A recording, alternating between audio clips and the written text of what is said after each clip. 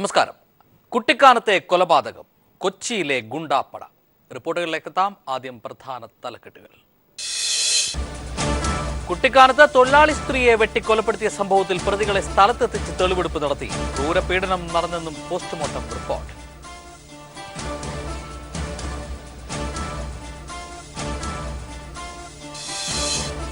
കാസർഗോഡ് നവജാത ശിശുവിന്റെ മരണത്തിൽ ദുരൂഹതയെന്ന് പരാതി. 2 ആഴ്ച മുമ്പ് സംസ്കരിച്ച കുട്ടിയുടെ മൃതദേഹം പോസ്റ്റ്മോർട്ടത്തിനായി പോലീസ് പുറത്തെടുത്തു.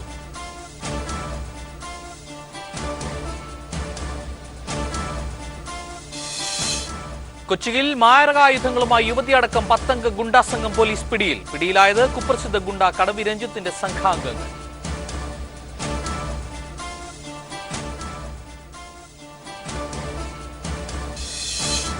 പുതുവത്സര രാത്രിയിൽ ബംഗളൂരുവിൽ യുവതി ലൈംഗികമായി അതിക്രമിക്കപ്പെടുന്നതിന്റെ ഞെട്ടിക്കുന്ന വീഡിയോ ദൃശ്യങ്ങൾ പുറത്തെത്തിയതോടെ വ്യാപക പ്രതിഷേധം.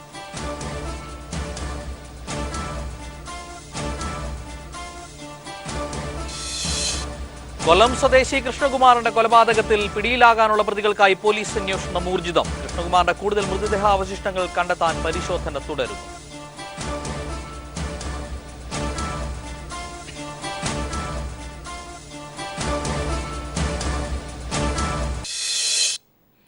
കഴിഞ്ഞ ദിവസം ഇടുക്കി കുട്ടിക്കാനത്ത് തൊഴിലാളി സ്ത്രീയെ വെട്ടിക്കൊലപ്പെടുത്തിയ സംഭവത്തിൽ പ്രതികളെ സ്ഥലത്തെത്തിച്ച് തെളിവെടുപ്പ് നടത്തി. ക്രൂരപീഡനത്തെ തുടർന്നാണ് കൊലപാതകമെന്ന് പോസ്റ്റ്മോർട്ടം റിപ്പോർട്ട്. പ്രതികളെ പീരുമേട് കോടതിയിൽ ഹാജരാക്കി റിമാൻഡ് ചെയ്തു. ഇടുക്കിയിൽ നിന്ന് ലെസ്ലി ജോൺ നൽകുന്നു ആദ്യ ക്രൈം റിപ്പോർട്ട്. ഇടുക്കി കുട്ടിക്കാനത്ത് അന്യസംസ്ഥാന തൊഴിലാളി സ്ത്രീയെ മാനഭംഗപ്പെടുത്തി കൊലപ്പെടുത്തിയ കേസിലാണ് അന്യസംസ്ഥാന തൊഴിലാളികളായ വിശ്വനാഥനും ഭോലക് പത്ര എന്നിവർ അറസ്റ്റിലായത്.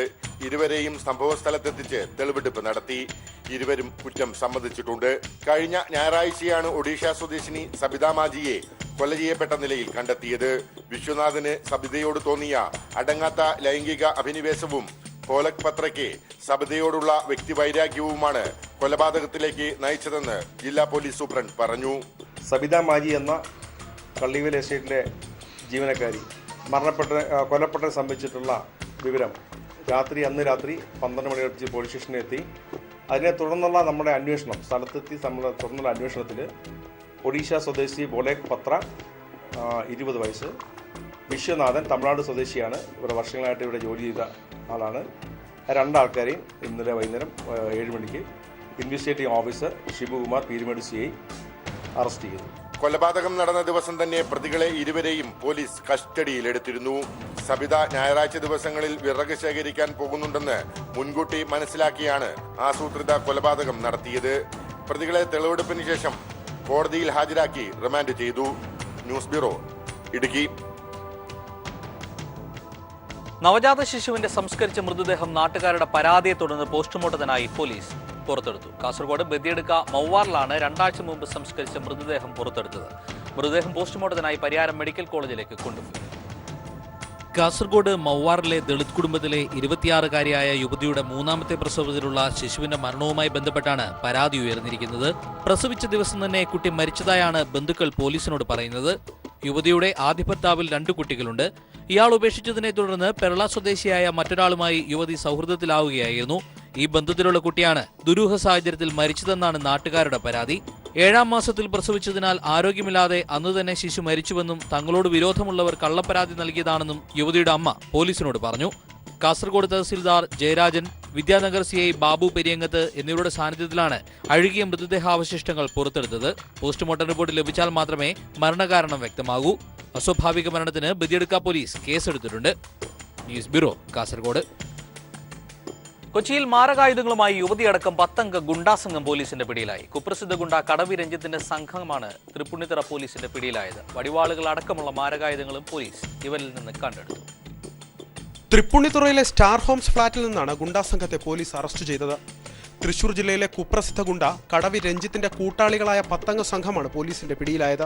ഗുണ്ട ആക്രമണത്തിന് പദ്ധതിയിട്ടിരുന്ന സംഘം വൻ കവർച്ചാ ശ്രമത്തിനുള്ള ഒരുക്കങ്ങൾ നടത്തിയിരുന്നതായി പോലീസ് സംശയിക്കുന്നു. പിടിയിലായവരിൽ 1 മുതൽ 7 വരെയുള്ള പ്രതികൾ മുമ്പ് വധശ്രമം, ബോംബേറ്, കൊട്ടേഷൻ തുടങ്ങി നിരവധി ക്രിമിനൽ കേസുകളിൽ പിടിക്കപ്പെട്ട് ശിക്ഷ അനുഭവിച്ചിട്ടുള്ളവരാണ്. ഗുണ്ട ആക്ടിൽ പിടിക്കപ്പെട്ട് തടവ് ശിക്ഷ അനുഭവിച്ച് കഴിഞ്ഞയാഴ്ച പുറത്തിറങ്ങിയ റജിനും സംഘത്തിൽപ്പെടുന്നു. സൽമാൻ ഫാരിസ്, സുബിൻ, ജിത്തു, സച്ചിൻ, ജഗദീഷ്, റജിൻ, ശ്യാം, ആഷിഖ്, ശ്രീഹരി, ബിൻഷിത എന്നിവരാണ് പോലീസ് പിടിയിലായത്. ഇതിൽ 21-കാരിയായ ബിൻഷിത ഉൾപ്പെടെയുള്ള 10 പേരും 20-നും 26 വയസ്സിനും ഇടയിൽ മാത്രം പ്രായമുള്ളവരാണ്. വടിവാളുകൾ, കത്തി, ഇരുമ്പുവടി, മുളവടി തുടങ്ങിയ ആയുധങ്ങളും പോലീസ് സംഘത്തിൽ നിന്ന് പിടികൂടി. തൃപ്പൂണിത്തുറ സർക്കിൾ ഇൻസ്പെക്ടർ PS ഷിജുവിന്റെ നേതൃത്വത്തിലുള്ള പോലീസ് സംഘമാണ് ഗുണ്ടാ സംഘത്തെ അറസ്റ്റ് ചെയ്തത്. തൃപ്പൂണിത്തുറ കോടതിയിൽ ഹാജരാക്കിയ പ്രതികളെ 14 ദിവസത്തേക്ക് കോടതി റിമാൻഡ് ചെയ്തു. News bureau, Kochi. കൊല്ലം സ്വദേശി കൃഷ്ണകുമാറിന്റെ കൊലപാതകത്തിൽ പിടിയിലാകാനുള്ള പ്രതികൾക്കായി പോലീസ് അന്വേഷണം ഊർജിതമാക്കി. 2 വർഷങ്ങൾക്ക് മുമ്പ് നടന്ന കൊലപാതകത്തെപ്പറ്റി കഴിഞ്ഞ ദിവസം പ്രതികൾ മദ്യലഹരിയിൽ വിളിച്ചു പറയുകയായിരുന്നു. പിന്നീട് പോലീസ് നടത്തിയ അന്വേഷണത്തിൽ കൃഷ്ണകുമാറിന്റെ മൃതദേഹാവശിഷ്ടങ്ങൾ കണ്ടെത്തിയിരുന്നു. ചിന്നക്കടയിലെ ഉപയോഗശൂന്യമായ സെപ്റ്റിക് ടാങ്കിൽ നിന്നാണ് കൃഷ്ണകുമാറിന്റെ മൃതദേഹാവശിഷ്ടങ്ങൾ കണ്ടെത്തിയത്. കാലിന്റെയും കൈയുടെയും താടിയിലിന്റെയും ഭാഗങ്ങളാണ് കണ്ടെത്തിയത്. തലയോട്ടി അടക്കമുള്ള ഭാഗങ്ങൾ സെപ്റ്റിക് ടാങ്കിൽ നിന്ന് കണ്ടെത്താനായില്ല. മൃതദേഹത്തിലെ വലിയ എല്ലുകൾ സെപ്റ്റിക് ടാങ്കിൽ നിന്ന് മാറ്റി വേറെ സ്ഥലങ്ങളിൽ ഉപേക്ഷിച്ചെന്ന് പ്രതി റോയ് പോലീസിന് മൊഴി നൽകിയിട്ടുണ്ട്. ഇതിന്റെ അടിസ്ഥാനത്തിൽ കൂടുതൽ സ്ഥലങ്ങളിൽ പരിശോധന നടത്തും. 2014 നവംബർ 11-നാണ് ഈസ്റ്റ് പോലീസ് കസ്റ്റഡിയിൽ നിന്ന് വിട്ടയച്ച കൃഷ്ണകുമാറിനെ കൊലപ്പെടുത്തുന്നത്. റോയിയുടെ ഭാര്യയെയും മകളെയും ശല്യപ്പെടുത്തിയതിന്റെ പ്രതികാരമായിട്ടായിരുന്നു കൊല. സംഭവം നടന്ന 2 വർഷത്തിന് ശേഷം കഴിഞ്ഞയാഴ്ചയാണ് മദ്യലഹരിയിൽ പ്രതികൾ കൃഷ്ണകുമാറിനെ കൊലപ്പെടുത്തിയത് തങ്ങളാണെന്ന് വിളിച്ചു പറഞ്ഞത്. കേസിൽ 2 പ്രതികൾ കൂടി പിടിയിലാവാനുണ്ട്. ചിന്നക്കട സ്വദേശികളായ കുഞ്ഞുമോൻ, അയ്യപ്പൻ എന്നിവരാണ് ഒളിവിൽ. ന്യൂസ് ബ്യൂറോ, കൊല്ലം. സർക്കാരിൽ നിന്ന് പാട്ടത്തിനെടുത്ത ഭൂമിയിൽ നിന്നും 60 ഏക്കർ വനഭൂമിയും മിച്ചഭൂമിയും ഹാരിസൺ എസ്റ്റേറ്റ് മറിച്ചുവിറ്റ സംഭവത്തിൽ വിജിലൻസ് അന്വേഷണത്തിന് കോടതി ഉത്തരവിട്ടു. തിരുവനന്തപുരം പ്രത്യേക വിജിലൻസ് കോടതിയുടേതാണ് ഉത്തരവ്. സബ് രജിസ്ട്രാർ ഉൾപ്പെടെ 18 പേർക്കെതിരെയാണ് അന്വേഷണം.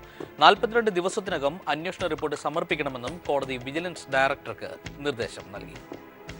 സർക്കാരിൽ നിന്ന് പാട്ടത്തിനെടുത്ത ഭൂമിയിൽ നിന്നും 60 ഏക്കർ വനഭൂമിയും മിച്ചഭൂമിയും ഹാരിസൺസ് കമ്പനി മറിച്ചുവിറ്റ സംഭവത്തിൽ സബ് രജിസ്ട്രാർ അടക്കം 18 പേർക്കെതിരെ വിജിലൻസ് അന്വേഷണം നടത്താനാണ് തിരുവനന്തപുരം വിജിലൻസ് പ്രത്യേക കോടതി ഉത്തരവിട്ടത്.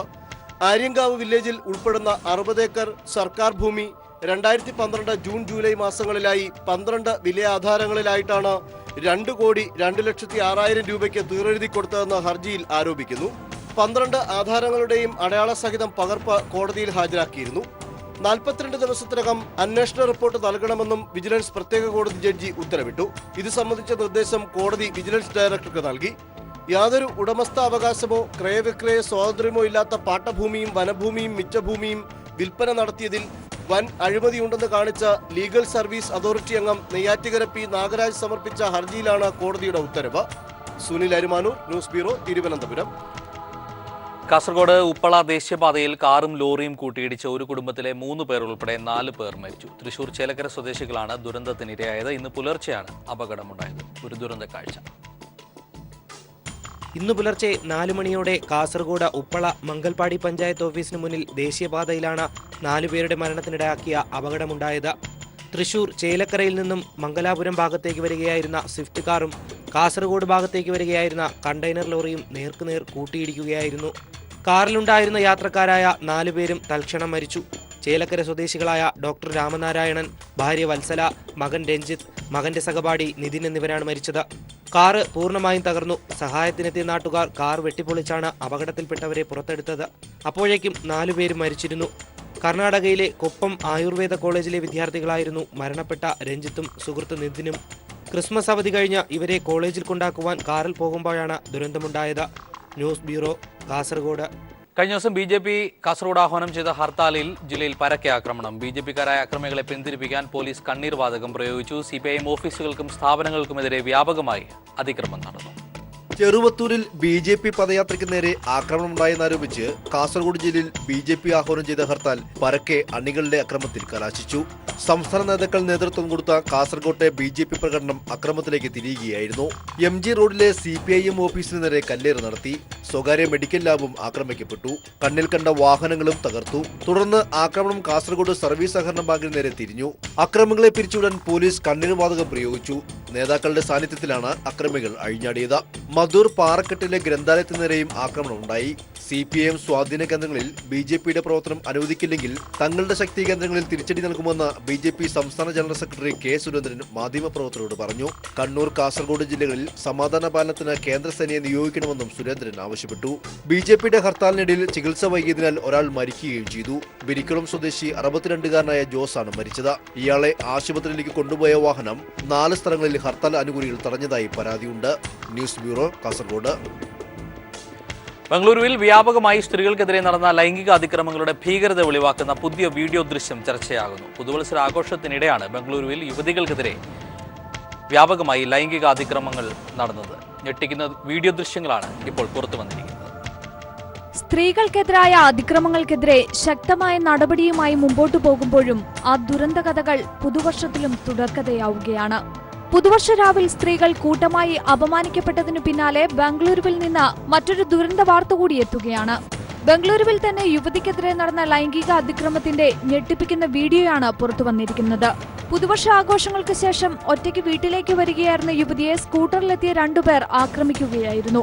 ദേശീയ മാധ്യമങ്ങളും ANA ഉൾപ്പെടെയുള്ള വാർത്താ ഏജൻസികളും ദൃശ്യങ്ങൾ പുറത്തുവിട്ടിട്ടുണ്ടെങ്കിലും വീഡിയോയുടെ ആധികാരികത ഔദ്യോഗികമായി സ്ഥിരീകരിച്ചിട്ടില്ല. പുലർച്ചെ 2:40 ഈസ്റ്റ് ബംഗളൂരുവിലെ കമ്മനഹള്ളിയിലെ വിജനമായ റോഡിലാണ് സംഭവം നടന്നതെന്ന് CCTV ദൃശ്യത്തിൽ വ്യക്തമായിട്ടുണ്ട്. റോഡിന് കുറച്ചപ്പുറത്തുനിന്ന് മറ്റുള്ളവർ സംഭവം നോക്കി നിൽക്കുന്നതും ദൃശ്യത്തിൽ കാണാം. റോഡിനടുത്തുള്ള വീട്ടിലെ CCTVയിലാണ് ദൃശ്യങ്ങൾ പതിഞ്ഞതെന്നാണ് സൂചന. അതേസമയം പുതുവത്സര ദിനത്തിൽ സ്ത്രീകൾക്കെതിരെ നടന്ന ലൈംഗിക അതിക്രമങ്ങളുടെ CCTV ദൃശ്യങ്ങൾ ലഭിച്ചിട്ടുണ്ടെന്നും ഇതിന്റെ അടിസ്ഥാനത്തിൽ FIR രജിസ്റ്റർ ചെയ്തിട്ടുണ്ടെന്നും പോലീസ് വ്യക്തമാക്കി. മുൻ വർഷങ്ങളിൽ ബംഗളൂരുവിലെ പബ്ബുകളിൽ സ്ത്രീകൾക്കെതിരെ വൻതോതിലാണ് ആക്രമണങ്ങൾ നടന്നിരുന്നത്. News desk. ഉത്തർപ്രദേശിലെ ലക്നൌവിന് സമീപം ഒരു കുടുംബത്തിലെ 11 പേർ കൊല്ലപ്പെട്ട നിലയിൽ. കൊല്ലപ്പെട്ടതിൽ 8 കുട്ടികളാണ്. കഴുത്തറുത്ത നിലയിലാണ് മൃതദേഹങ്ങൾ കണ്ടത്. പോലീസ് അന്വേഷണം ആരംഭിച്ചു. ഉത്തർപ്രദേശിലെ അമേഠിയിലെ ഒരു കുടുംബത്തിലെ 11 പേരെയാണ് മരിച്ച നിലയിൽ കണ്ടെത്തിയത്. ബസാർഷുകൾ പോലീസ് സ്റ്റേഷൻ പരിധിയിലാണ് സംഭവം. 8 കുട്ടികളെയും 2 സ്ത്രീകളെയും ഒരു പുരുഷനെയുമാണ് മരിച്ച നിലയിൽ കണ്ടെത്തിയതെന്ന് പോലീസ് പറയുന്നു. കഴുത്തറുത്ത് കൊലപ്പെടുത്തിയ നിലയിലായിരുന്നു മൃതദേഹങ്ങൾ. ഗുരുതരമായി പരിക്കേറ്റ 2 പേരെ ആശുപത്രിയിൽ പ്രവേശിപ്പിച്ചിട്ടുണ്ട്. മുതിർന്ന പോലീസ് ഉദ്യോഗസ്ഥർ സ്ഥലത്തെത്തി പരിശോധന നടത്തി. കൊലപാതകത്തിന് പിന്നിലെ കാരണം എന്താണെന്ന് വ്യക്തമല്ല. പോസ്റ്റ്മോർട്ടം റിപ്പോർട്ടിന് ശേഷം സംഭവത്തിന് കൂടുതൽ വ്യക്തത വരുമെന്ന് പോലീസ് പറയുന്നു. ഇതിനകം തന്നെ പോലീസ് സംഘം വിശദമായ അന്വേഷണം ആരംഭിച്ചിട്ടുണ്ട്. News desk. Father Tom Uzhunnalil യമനിലേക്ക് പോകുന്നത് വിലക്കിയിരുന്നുവെന്ന് സർക്കാർ. ഫാദർ ടോമിനെ മോചിപ്പിക്കാൻ കേന്ദ്ര സർക്കാരിന്റെ ഭാഗത്തുനിന്ന് ശ്രമങ്ങളൊന്നും ഉണ്ടാകുന്നില്ലെന്ന വിമർശനം വിദേശകാര്യ സഹമന്ത്രി MJ അക്ബർ തള്ളിക്കളഞ്ഞു. സാധ്യമായ ശ്രമങ്ങൾ സർക്കാർ നടത്തുന്നുണ്ടെന്നും മന്ത്രി കൂട്ടിച്ചേർത്തു. ഇസ്ലാമിക് സ്റ്റേറ്റ് ഭീകരർ യമനിൽ നിന്ന് തട്ടിക്കൊണ്ടുപോയ ഫാദർ ടോം ഉഴുന്നാലിനോട് യമനിലേക്കുള്ള യാത്ര ഒഴിവാക്കണമെന്ന് നിർദ്ദേശം നൽകിയിരുന്നതായാണ് വിദേശകാര്യ മന്ത്രാലയത്തിന്റെ വിശദീകരണം. സംഘർഷബാധിത പ്രദേശങ്ങളിലേക്ക് പോകരുതെന്ന വിലക്ക് ലംഘിച്ച് സ്വന്തം ഇഷ്ടപ്രകാരമാണ് അദ്ദേഹം യമനിലേക്ക് പോയതെന്നും വിദേശകാര്യ സഹമന്ത്രി MJ അക്ബർ മാധ്യമങ്ങളോട് പറഞ്ഞു. എന്നാൽ ഫാദർ ടോമിനെ മോചിപ്പിക്കാനുള്ള ശ്രമങ്ങൾ നയതന്ത്ര തലത്തിൽ തുടരുകയാണെന്നും അദ്ദേഹത്തിന്റെ മോചനത്തിനായി പ്രത്യേക കർമ്മസമിതിക്ക് രൂപം നൽകിയിട്ടുണ്ടെന്നും മന്ത്രി വ്യക്തമാക്കി. അതേസമയം തട്ടിക്കൊണ്ടുപോയ ഭീകരർ അദ്ദേഹത്തെ എവിടെയാണ് പാർപ്പിച്ചിരിക്കുന്നത് എന്നത് സംബന്ധിച്ച് യാതൊന്നും അറിവായിട്ടില്ലെന്ന് മന്ത്രി പറഞ്ഞു. ഫാദർ ടോമിനെ മോചിപ്പിക്കാൻ കേന്ദ്രത്തിന്റെ ഭാഗത്തു നിന്നും ശ്രമങ്ങളൊന്നും ഉണ്ടായിട്ടില്ലെന്ന ആരോപണങ്ങളും അദ്ദേഹം തള്ളി. തടവിലാക്കപ്പെട്ടയാൾക്ക് സ്ഥലത്തെക്കുറിച്ച് ധാരണയുണ്ടാകാൻ ഇടയില്ലെന്നും ഇത് കണ്ടെത്താനുള്ള ശ്രമങ്ങൾ നടന്നുവരികയാണെന്നും മന്ത്രി കൂട്ടിച്ചേർത്തു. തന്നെ മോചിപ്പിക്കാനുള്ള ശ്രമങ്ങളൊന്നും സർക്കാരിന്റെ ഭാഗത്തു നിന്നുണ്ടാകുന്നില്ലെന്നും താൻ ഇന്ത്യക്കാരനായതിനാലാണ് ഇത്തരമൊരു ദുരവസ്ഥ നേരിടേണ്ടി വന്നതെന്നും ഫാദർ ടോം വിമർശിക്കുന്ന ഒരു വീഡിയോ അടുത്തിടെ പുറത്തു വന്നിരുന്നു. News desk. കർശന ചട്ടങ്ങളാണ് ഇത്തവണ 5 സംസ്ഥാനങ്ങളിലും തെരഞ്ഞെടുപ്പ് കമ്മീഷൻ നടപ്പിൽ വരുത്തുന്നത്. മതം ഉപയോഗിച്ച് വോട്ട് തേടരുതെന്ന് സുപ്രീം കോടതി ഉത്തരവ് നിർബന്ധമായി നടപ്പിലാക്കുമെന്ന് മുഖ്യ തെരഞ്ഞെടുപ്പ് കമ്മീഷണർ അറിയിച്ചു. തെരഞ്ഞെടുപ്പ് പ്രക്രിയ ആരംഭിച്ച ശേഷം വോട്ടിംഗിനിടയിൽ പൊതു ബഡ്ജറ്റ് പ്രഖ്യാപനം വരുന്നതും നിരീക്ഷിക്കും. 20,000-ന് മേലുള്ള തുക വിനിയോഗത്തിന് ചെക്കോ ഡ്രാഫ്റ്റോ ഉപയോഗിക്കണമെന്നും തെരഞ്ഞെടുപ്പ് കമ്മീഷൻ നിർദ്ദേശിച്ചു. പണവും മതവും കയ്യൂക്കും വിധി നിർണ്ണയിക്കുന്ന ഉത്തരേന്ത്യൻ തെരഞ്ഞെടുപ്പിലേക്ക് കർശന ചട്ടങ്ങളുമായാണ് ഇത്തവണ തെരഞ്ഞെടുപ്പ് കമ്മീഷൻ എത്തുന്നത്. കള്ളപ്പണം തടയാൻ സ്ഥാനാർത്ഥികളുടെ ചെലവ് ചെക്കോ ഡ്രാഫ്റ്റായോ നിയന്ത്രിക്കും. 20,000-ന് മേൽ സംഭാവന സ്വീകരിക്കുന്നതും തുക വിനിയോഗിക്കുന്നതും ബാങ്ക് അക്കൗണ്ട് വഴി മാത്രം. ഉത്തർപ്രദേശ്, പഞ്ചാബ്, ഉത്തരാഖണ്ഡ് സംസ്ഥാനങ്ങളിലെ സ്ഥാനാർത്ഥികൾക്ക് പ്രചാരണ ചെലവിനായി ഉപയോഗിക്കാവുന്ന തുക 28 ലക്ഷമായി നിജപ്പെടുത്തി. ഗോവ, മണിപ്പൂർ നിയമസഭാ മണ്ഡലങ്ങളിൽ സ്ഥാനാർത്ഥികളുടെ ചെലവ് 20 ലക്ഷമായും ചുരുക്കി. മതം വോട്ട് തേടാൻ ഉപയോഗിക്കുന്നതിനെതിരെ സുപ്രീം കോടതി വിധി कर्शनമായി നടപ്പിലാക്കുമെന്ന് മുഖ്യ തെരഞ്ഞെടുപ്പ് കമ്മീഷൻ അറിയിച്ചു.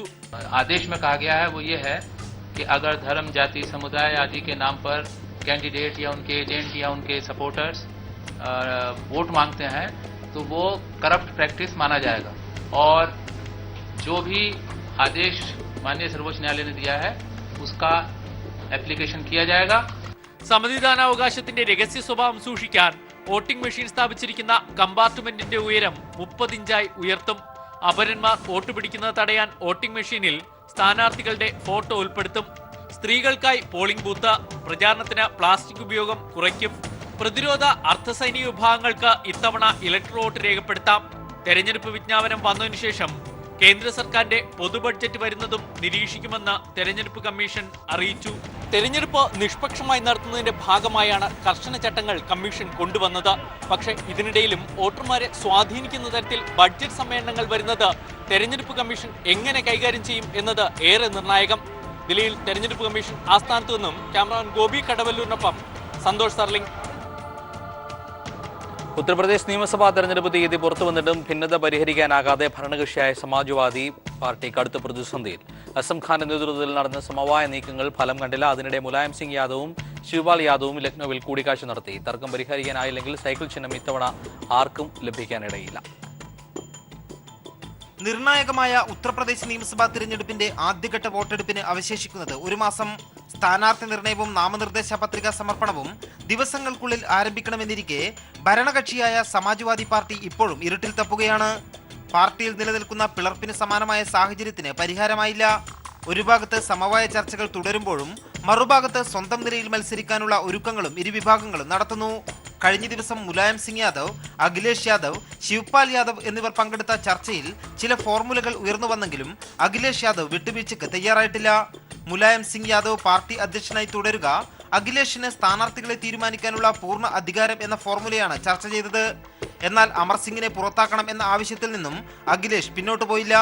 ഇതോടെയാണ് ചർച്ചകൾ വഴിമുട്ടിയത്. അതേസമയം മുലായം സിംഗ് യാദവും ശിവപാൽ യാദവും വീണ്ടും കൂടിക്കാഴ്ച നടത്തി. പാർട്ടി ചിഹ്നത്തിൽ അവകാശവാദം ഉന്നയിച്ച് ഇരുവിഭാഗവും തിരഞ്ഞെടുപ്പ് കമ്മീഷനെ സമീപിച്ചിട്ടുണ്ട്. ചിഹ്നം സംബന്ധിച്ച തർക്കം തുടർന്നാൽ തിരഞ്ഞെടുപ്പ് കമ്മീഷൻ സൈക്കിൾ ചിഹ്നം മരവിപ്പിച്ചേക്കും. News bureau, Delhi. വയനാട്ടിൽ വരൾച്ചാ ബാധിത പ്രദേശങ്ങൾക്ക് സർക്കാർ അനുവദിച്ച നഷ്ടപരിഹാര തുക വിതരണം പ്രതിസന്ധിയിലാവുകയാണ്. പണം പിൻവലിക്കുന്നതിനുള്ള നിയന്ത്രണമാണ് കാരണം. ജില്ലാ സഹകരണ ബാങ്കുകളിൽ പണം എത്തിയിട്ടുണ്ടെങ്കിലും പ്രാഥമിക സഹകരണ ബാങ്കുകൾക്കും നിയന്ത്രണം ബാധകമായതിനാൽ ഈ തുക കർഷകരിലേക്ക് എത്തിയിട്ടില്ല. ജില്ലയിൽ ഏറ്റവുമധികം വരൾച്ച ബാധിച്ച പ്രദേശമാണ് മുള്ളൻകൊല്ലി. കൃഷിനാശം ഏറെയുണ്ടായ ഇവിടെ 1,05,77,704 രൂപ വിതരണം ചെയ്യാൻ സർക്കാർ തീരുമാനിച്ചിരുന്നു. 4,532 കർഷകർക്കുള്ള തുക മുള്ളൻകൊല്ലി സഹകരണ ബാങ്കിന്റെ അക്കൗണ്ടിലേക്ക് ജില്ലാ സഹകരണ ബാങ്കിൽ എത്തുകയും ചെയ്തു. എന്നാൽ ഈ തുക മുള്ളൻകൊല്ലിയിലേക്ക് എത്തിയിട്ടില്ല. പണം പിൻവലിക്കുന്നതിനുള്ള നിയന്ത്രണമാണ് കാരണം. വരുന്ന കൃഷിക്കാർക്ക് കറൻസിയുടെ ലഭ്യത കുറവ് കാരണം യഥാസമയം വരൾച്ചയുടെ ദുരിതാശ്വാസ ഫണ്ട് വിതരണം ചെയ്യാൻ ബാങ്കിന് സാധിക്കുന്നില്ല.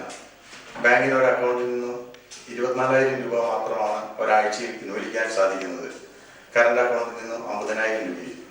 വരൾച്ച മൂലം പൂർണ്ണമായും കൃഷി നശിച്ചവരുൾപ്പെടെയുള്ള കർഷകർക്ക് താരതമ്യേന ചെറിയ തുകയാണ് നഷ്ടപരിഹാരം.